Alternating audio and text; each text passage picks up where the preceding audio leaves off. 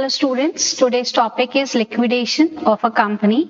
जब एक कंपनी को लिक्विडेट किया जाता है या वाइंड अप किया जाता है तब क्या प्रोसीजर होता है, आज हम वही पढ़ेंगे.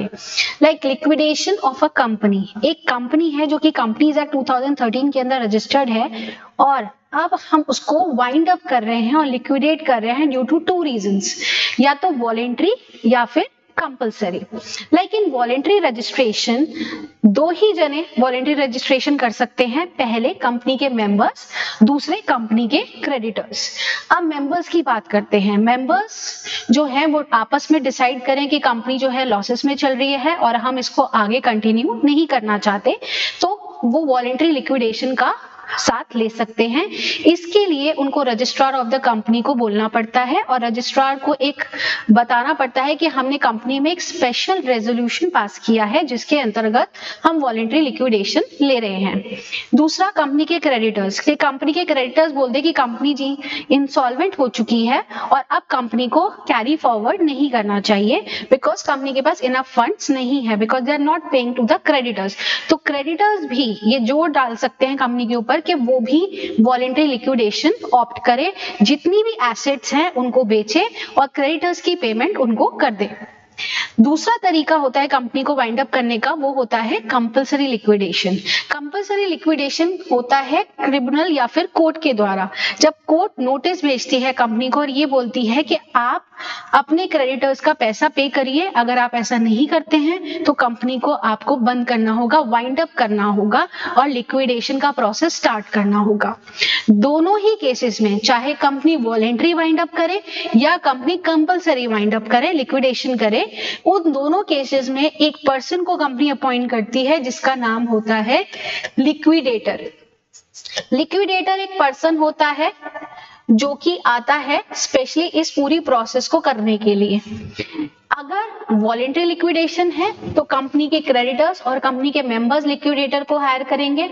अगर वॉलेंट्री नहीं है, कंपल्सरी लिक्विडेशन है, तो लिक्विडेटर को कोर्ट भेजेगा. कोर्ट कहेगा लिक्विडेटर को कि आप जाइए और कंपनी को लिक्विडेट करके बताइए.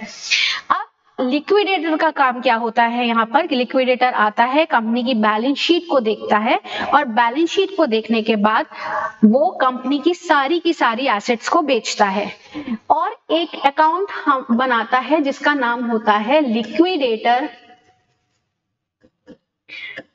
Final statement of accounts.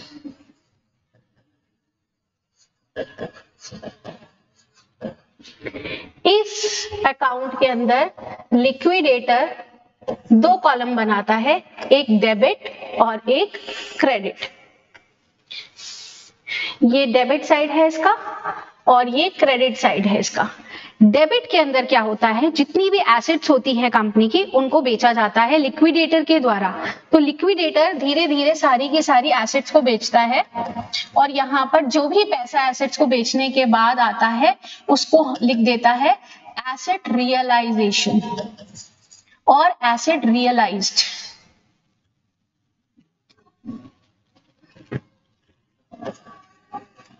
जितनी भी एसेट्स होती है, चाहे वो फिक्स एसेट्स हो चाहे वो करंट एसेट्स हो, काम होता है लिक्विडेटर का कि चाहे वो फिक्स एसेट्स है चाहे वो करंट एसेट्स है, दोनों की ही लिक्विड में कन्वर्ट कर दे. कैश को हम कैश में ही लेते हैं.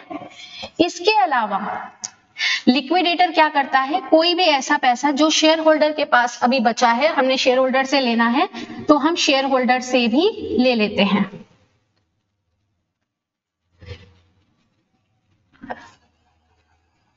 That is amount received from shareholders. कई बार ऐसा होता है कि कंपनी अपनी रिजर्व कैपिटल रखती है शेयर होल्डर के पास. लाइक कंपनी ने कोई कॉल नहीं मांगी है शेयर होल्डर से, तो कंपनी अब शेयर होल्डर को कहेगी कि वी आर वाइंडिंग अप, तो आप अपनी लास्ट कॉल का पैसा हमें पे करिए. तो ये आता है call money, call from share holders. ये तो वो सोर्सेज है जहां से कंपनी को पैसा मिलता है. जो भी पैसा मिलता है कंपनी यहाँ पे उसका लिक्विडेटर टोटल कर देगा.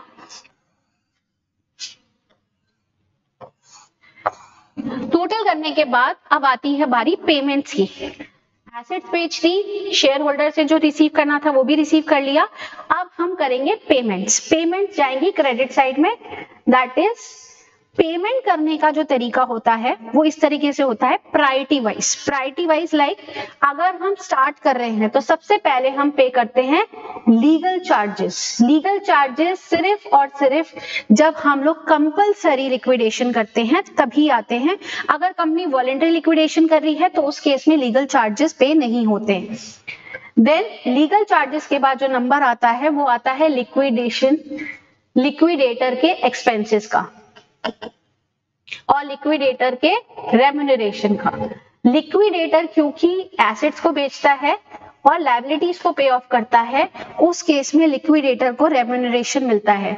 ये परसेंटेज आपको पहले से ही डिफाइन होती है कि कितना परसेंट रेम्यूनरेशन हमने लिक्विडेटर को पे करना है। लाइक एसेट्स बेचने पर पे करना है या फिर लायबिलिटीज पे ऑफ करने पर पे करना है। तो दोनों ही केस में लिक्विडेटर पहले से ही तय कर लेता है कंपनी के साथ कि वो इतना परसेंट कमीशन चार्ज करेगा और रेम्यूनरेशन चार्ज करेगा जितने की वो एसेट रियलाइज करेगा, और सेकंड वो उतना परसेंट चार्ज करेगा जब वो लायबिलिटीज को पे ऑफ करेगा। नेक्स्ट जो नंबर आता है priority wise, legal charges, liquidator remuneration, then हम लिक्विडेशन के एक्सपेंसेस पे करते हैं। लिक्विडेशन के एक्सपेंसेस वो होते हैं जो लिक्विडेशन करते टाइम लिक्विडेटर पे करता है। जैसे वो एसेट्स बेचा उसने या फिर उसने शेयर होल्डर से कॉल मनी कराई, तो उस केस में जो भी एक्सपेंसेस उसको हुए वो सारे एक्सपेंसेस लिक्विडेशन एक्सपेंसेस का ही पार्ट होते हैं। लिक्विडेशन एक्सपेंसेस पे करने के बाद जो नेक्स्ट टर्म आता है वो आता है डिबेंचर होल्डर। कंपनी अपने क्रेडिटर्स को पे करने से पहले किसको पे करेगी? डिबेंचर होल्डर्स को। डिबेंचर होल्डर्स के साथ साथ वो उनके इंटरेस्ट को भी पे करती है। कई बार इंटरेस्ट ऐसा भी होता है जो हमने पहले नहीं पे किया होता, प्लस जिस डेट को हम डिबेंचर होल्डर को पे कर रहे हैं उस डेट तक का इंटरेस्ट हम डिबेंचर होल्डर को पे करते हैं। इसके बाद जो नंबर आता है पे करने का वो आता है क्रेडिटर्स का।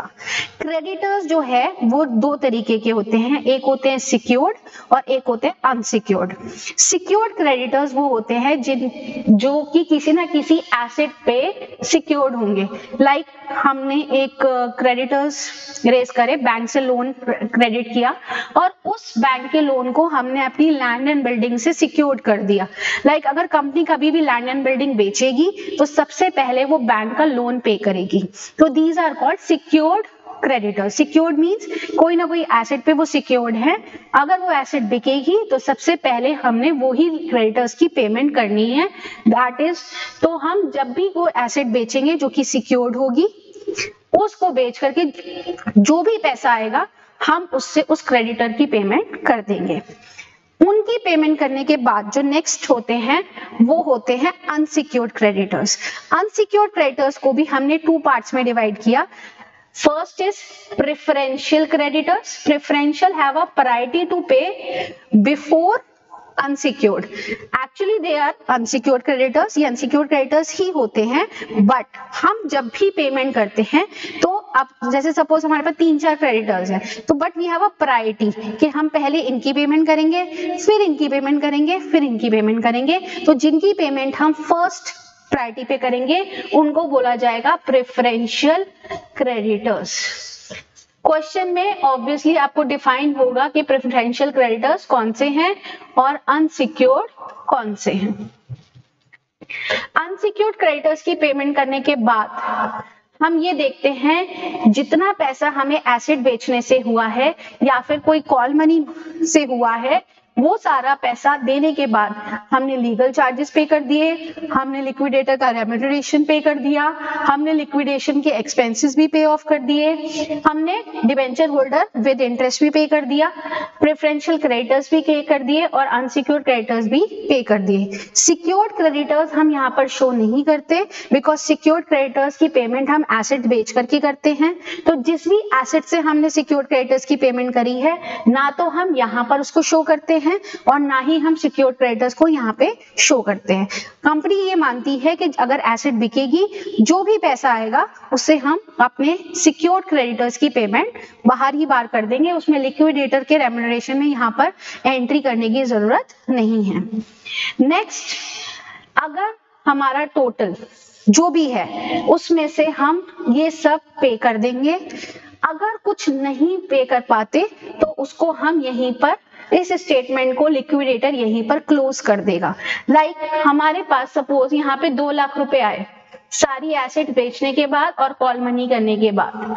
2 लाख में से हमने 200 रुपए के लीगल चार्जेस पे कर दिए, रेम्यूनरेशन पे कर दिया 5000 रुपए का लिक्विडेटर को, लिक्विडेशन के एक्सपेंसेस पे कर दिया 800 रुपए के, डिबेंचर होल्डर विद इंटरेस्ट पे कर दिया 1 लाख रुपए का, और प्रेफरेंशियल क्रेडिटर्स भी पे कर दिए 80,000 रुपए के।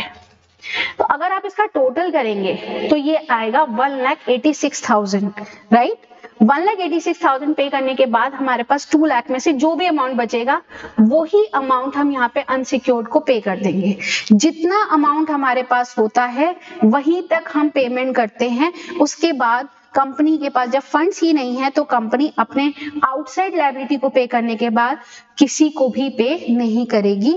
आउटसाइड लायबिलिटी भी बस वो उतनी ही पे करेगी जितनी उसके पास टोटल फंडिंग में एसेट्स और total amount of share holders जो भी हमारे सोर्सेज हैं वहां से जितना भी पैसा आया है कंपनी बस उतने में से ही पे करेगी। इससे ज्यादा कंपनी के पास फंड नहीं है तो कंपनी यहीं पर स्टॉप हो जाएगी। फॉर लिक्विडेटर यहीं पर स्टॉप हो जाएगा, because liquidator is representing company here, that's why I am using the term company again and again. Liquidator is a representative of from a company जो कंपनी के लिए लिक्विडेशन प्रोसेस को कर रहा है, और उसने जितना भी पैसा इकट्ठा किया है लिक्विडेटर ने उतना ही पैसा हम अपनी लायबिलिटीज को पे ऑफ करने में कंपनी यूज करेगी। उसके बाद अगर बचता है तो कंपनी अपने प्रेफरेंस शेयर होल्डर को, और अगर लास्ट में बचता है तो कंपनी अपने इक्विटी शेयर होल्डर को पे करती है। अगर नहीं बचता तो कंपनी आगे पेमेंट फॉरवर्ड नहीं कर सकती। दैट इज कि इन दोनों का टोटल सेम आना चाहिए। जितना पैसा हमारे पास आया उतना हमने डिस्ट्रीब्यूट कर दिया, बट डिस्ट्रीब्यूट कैसे करना है? इसी मैनर में, आपको इसी मैनर में पेमेंट करनी है। कंपनी इससे इधर उधर नहीं कर सकती। ये प्रिस्क्राइब्ड फॉर्मेट है कंपनीज एक्ट 2013 के अंदर। इसी फॉर्मेट को हमें फॉलो करना होता है पेमेंट के टाइम पर। लाइक सबसे पहले अगर क्वेश्चन में लीगल चार्जेस हैं तो आपको लीगल चार्जेस ही पे करने हैं। उसके बाद आपको लिक्विडेटर का रेम्यूनरेशन ही पे करना है। देन आपको लिक्विडेशन के एक्सपेंसेस ही पे करने हैं। देन आपको डिबेंचर होल्डर की पेमेंट करनी है। देन प्रेफरेंशियल क्रेडिटर्स की पेमेंट करनी है। देन आपको अनसिक्योर्ड क्रेडिटर्स की पेमेंट करनी है। अगर फंड बचेगा तो आप प्रेफरेंस शेयर होल्डर की पेमेंट करोगे, उसको डिविडेंड भी दे सकते हो अगर आपके पास फंड है तो। नेक्स्ट फिर आप इक्विटी शेयर होल्डर की पेमेंट करोगे, और अगर फिर भी आपके पास फंड बच जाता है तो आप उसको सरप्लस कहते हैं, और सरप्लस जो है वो डिस्ट्रीब्यूट होता है according to the articles of association of the company. Articles में डिफाइन होगा कंपनी के प्रायर बेसिस पे कि अगर कोई सरप्लस होता है at the time of liquidation और winding up of a company तो वो सरप्लस किस में डिस्ट्रीब्यूट होता है। अगर कुछ नहीं लिखा है तो सरप्लस इक्विटी शेयर होल्डर के पास जाता है। अगर आर्टिकल्स ऑफ एसोसिएशन में डिफाइन है तो preference share holder and equity share holder में डिस्ट्रीब्यूट होता है। जो रेशियो होगा डिस्ट्रीब्यूशन का वो ऑलरेडी एओए में डिफाइन होगा। तो आज का टॉपिक यही था। आई होप आपको सब कुछ समझ में आया होगा। Thank you.